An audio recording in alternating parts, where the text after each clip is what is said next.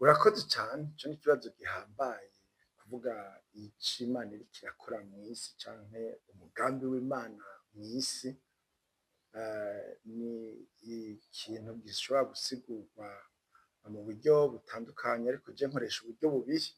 Umugambi mvuga Imana ifise mw'isi ni uwuko irondera abayisenga, abayambaza.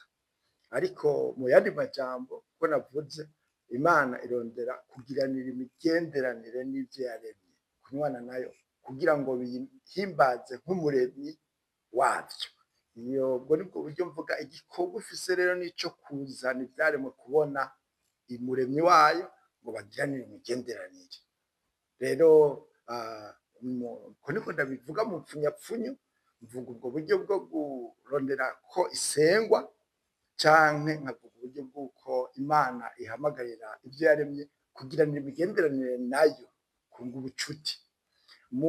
Muravyibuka ko ijambo ry'Imana Bibiliya itangura iriko irerekana umugambi w'Imana nyene, uko Imana yagize umugambi wo kurema, ariko ico gice turiko turagiheza n'Imana itangura kugaragaza uwo mutima igomba ireme umuntu, kuko ivuga iti tureme umuntu mw'ishusho yacu, kandi uwo muntu mw'ishusho yayo niho yamuremeye, kugira ngo Imana igaragaze ubuntu bwayo, urukundo rwayo, ibiyiranga vyose mu vyo yaremye biciye mu muntu. Uwo muntu rero niwe yatuma ibindi vyaremwe bibona ubwiza bw'umuremyi. Uwo niwo mugambi tuca dutangura kubona ico itumbereye, igomba kumenywa, igomba gusengwa, igomba kunywana n'ivyo yaremye. Nkuko narimejeje kuvuga ndiko ndagerageza gusobanura ico gikorwa c'Imana canke umugambi Imana ifise, urumva yuko ari ibintu Imana yamanye ifise, no kugira ngo ireme uwo mugambi niwo yari ifise, kuko ni Imana y'ubumwe igaragarira mu butatu, Imana y'imigenderanire, kandi no mu kugishireho ivyo yaremye yari muri uwo mutima wo kugira ngo isengwe, ihimbazwe, ibonwe ubwo bwiza bwayo. Rero si ibintu vyaduka kubera umuntu acumuye, ahubwo umutima wavyo uragaragara cane mu kurondera kugarukana ibintu muri rwa rutonde rwo gusengwa no guhimbazwa, no kurondera kugira ngo ivyaremwe bizimiye bize mu migenderanire bigaruke mu rutonde. Nivyo rero si ibintu bitangura kubera habayeho gucumura, ahubwo n'umugambi Imana yamanye ku mutima wayo. Mbere nibaza yuko kugira ngo tubitahure, umuntu yokwibaza n'ikibazo ati mbega harya catanguye n'uwo mugambi w'Imana, ico twita misiyo, ijanabutumwa hagati ya Bibiliya, iki gitabo cane, hamwe n'ijanabutumwa cane n'igikorwa c'Imana, ni iki catanguye?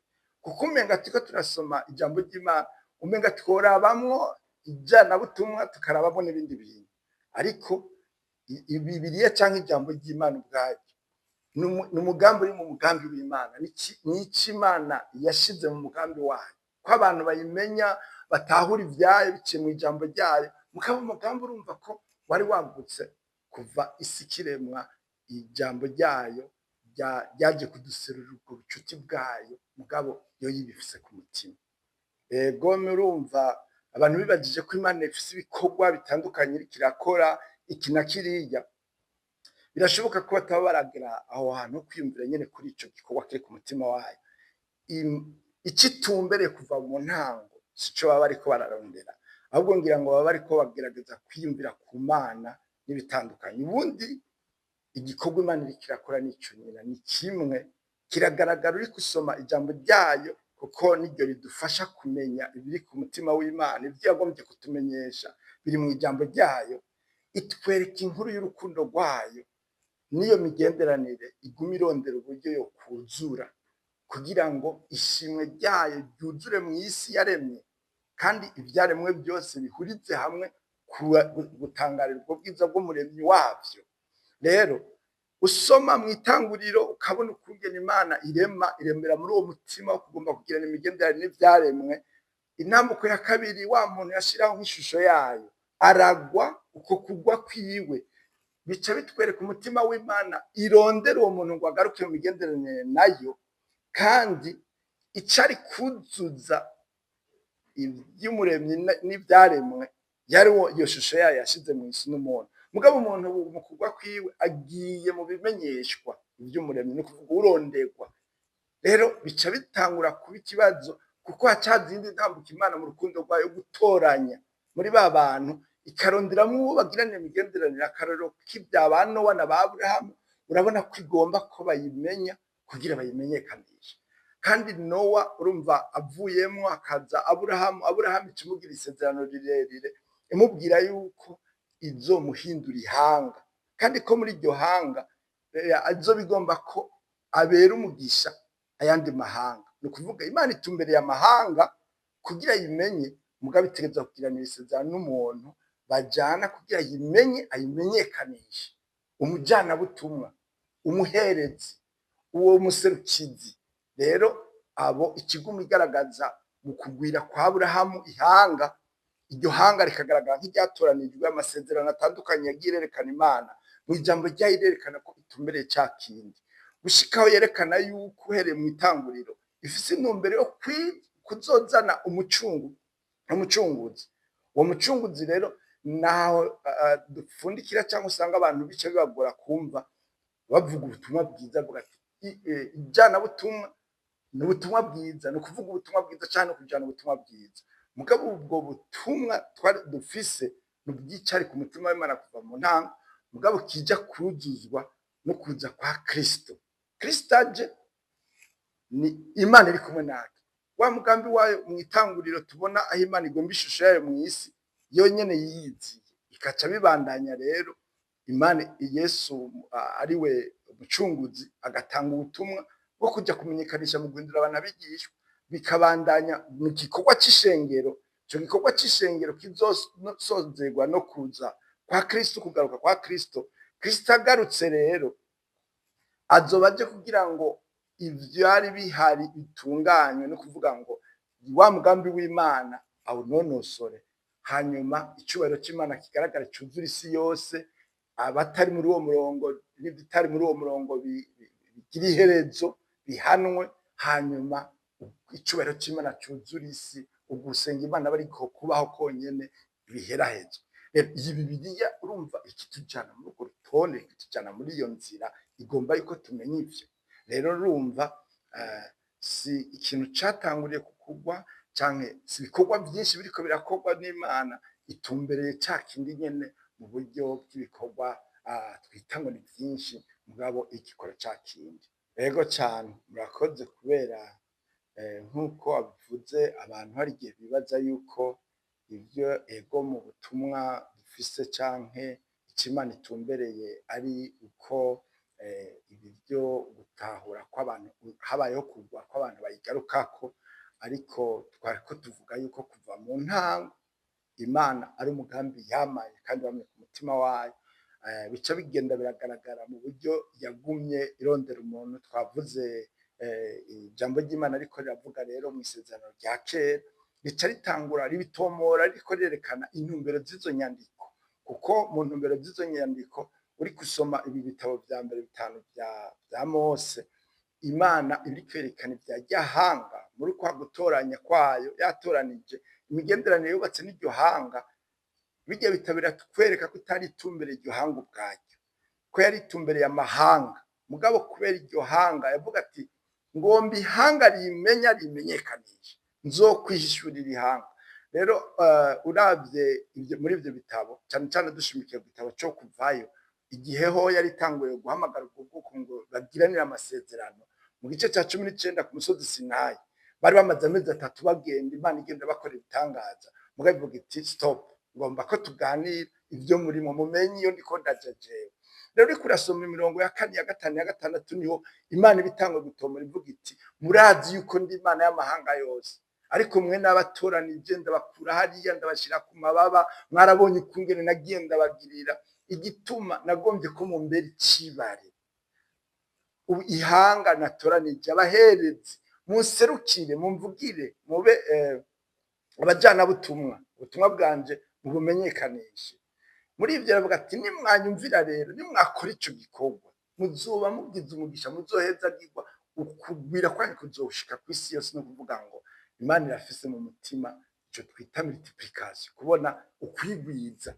Rero aho ivyo bitabo vya Mose bivuga ivy'iryo hanga ukumva vy'ukuri ico ritumbereye, mugabo ugiye muri vya bitabo vyaguma biza mu nyuma ivyo vy'akahise vy'ivyese, birya vy'abami biriko biravugwamwo, uca utangura kubona ubuzima bw'iryo hanga ukungene batashoboye rya banga bitezweko. Ukunanirwa kwabo rero kuguma kugaragaza urukundo rw'uwo muremyi ariwe mucunguzi wabo, kuko kuri bo intumbero yo gucungura n'ubundi igumaho kubera abantu baracumuye. Ikoresha iyo mvugo yo kubakura muri Egiputa mugabo igomba kudutahuza ko twazimiriye ahantu ikaturokora. Rero ayo majambo ariko aravugwa haguma hagaragaramwo urukundo rwiwe, mugabo herekana ukunanirwa k'umuntu ko bitava kuri we, kugira ngo abavugishwa bariko baravuga berekane vy'ukuri kw'Imana iguma igomba ya migenderanire. Uguhemuka k'umuntu ko kutayihindura yoyo, umuntu arahinduka ariko yoyo urukundo yamanye n'ibigumana, kandi bwa butumwa ntibwahindutse.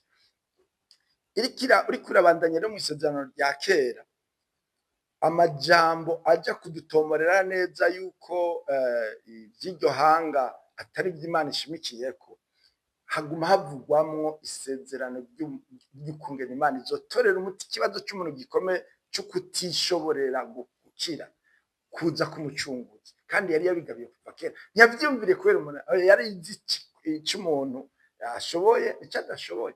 Yavuga iti aha rero muri iri hanga rinzi rimenya, nzoza nciye muri ryo kugira ndokore amahanga.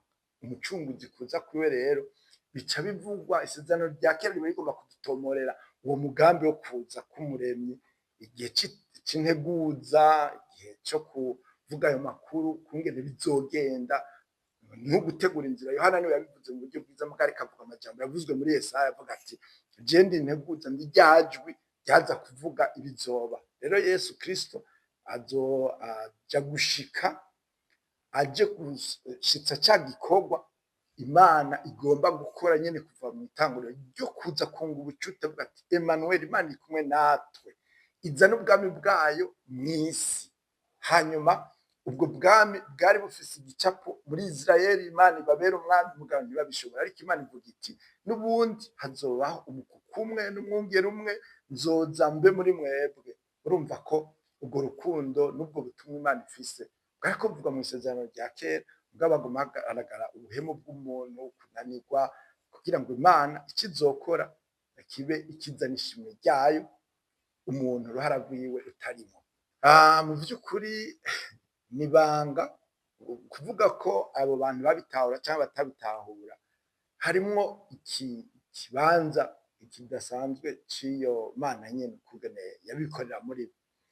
Turabona abantu no kubaho kw'iyo Mana batavyemera, muri abo yatoranije bibaza yuko aribo bakomeye vy'umuremyi, inyungu zabo arizo barondera, kubera nibwo bupfu bw'umuntu. Arikunda, yarononekaye, yaremewe kugengwa, mugabo agomba kwigenga. Rero iyumvise umuremyi ico agomba, urumva yumva umenga nta nyungu abifisemo.